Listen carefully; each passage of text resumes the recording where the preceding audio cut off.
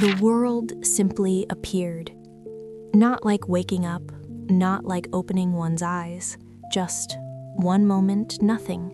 The next, the world was there. A narrow alleyway, old walls on either side, power lines strung overhead like stitches across the sky. The warm bleed of a street lamp pushing through the dusk. Somewhere nearby, the smell of someone cooking dinner, or maybe it only felt that way. The figure had no idea where it was. There was no sensation of feet meeting the ground. Not floating exactly, just present. Here, in this alleyway, in a way that couldn't be explained. The figure walked.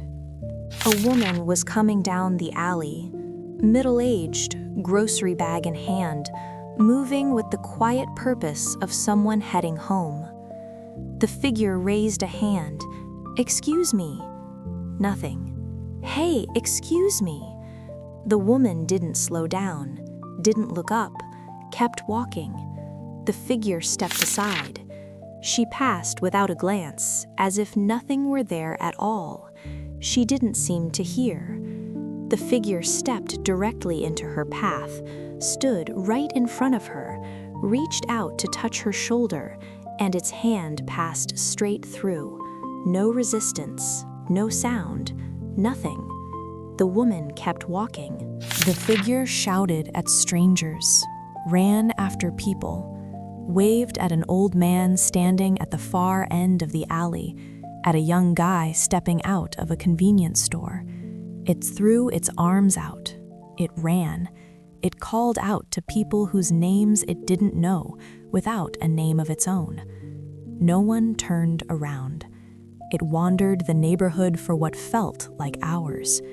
Street signs were posted throughout the alleyways, and every one of them read the same name, Soso Mountain Road. The alleyways twisted like a maze, and whenever the figure walked too far in any direction, the air ahead would go pale and soft.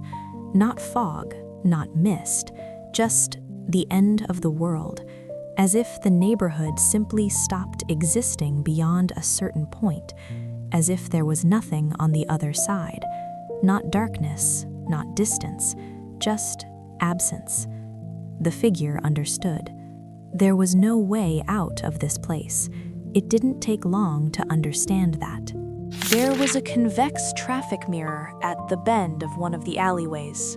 The ordinary kind, the kind you see on every corner. The figure stopped in front of it. The mirror held the alley, the walls, the power lines, the pale rectangle of sky at the far end of the street. It did not hold the figure. A hand slowly raised. Nothing moved in the mirror. The figure shifted. Still nothing. The figure said nothing for a long time. It stepped back. It didn't want to look anymore. It walked without direction, without intention. Just walked, turning down alleys, crossing empty streets, looping back into alleyways again. And then it stopped. A four-way intersection, 4 alleys stretching outward in every direction. At the center, a street sign stood alone, a Soso Mountain Road address marker. That name planted at the heart of this place, an ordinary sign, just standing there. The figure stood there too, just stood. No thoughts, no sense of where to go or why. Standing felt like enough. It wasn't enough, but it was all the figure had.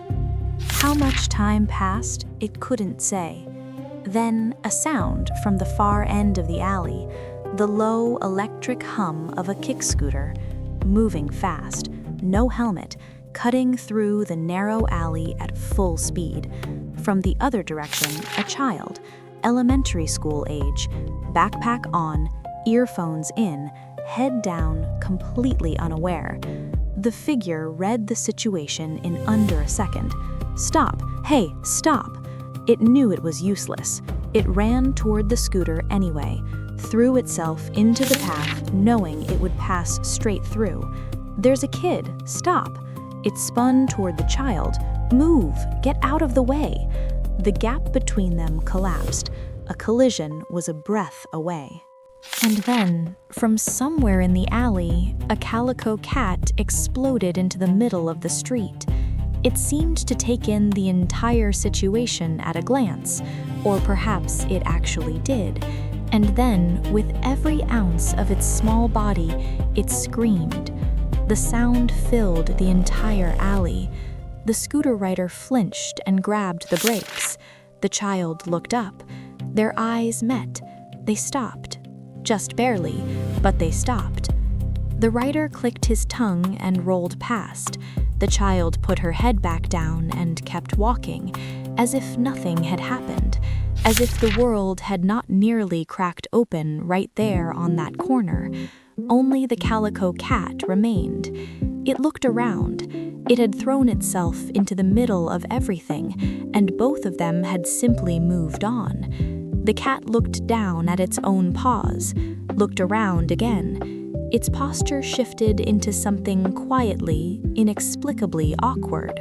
The figure watched the cat, and then it did something it had forgotten in the time it had been here. It laughed. Not out loud, not really. Just a small exhale, a loosening somewhere. The cat's head snapped toward it.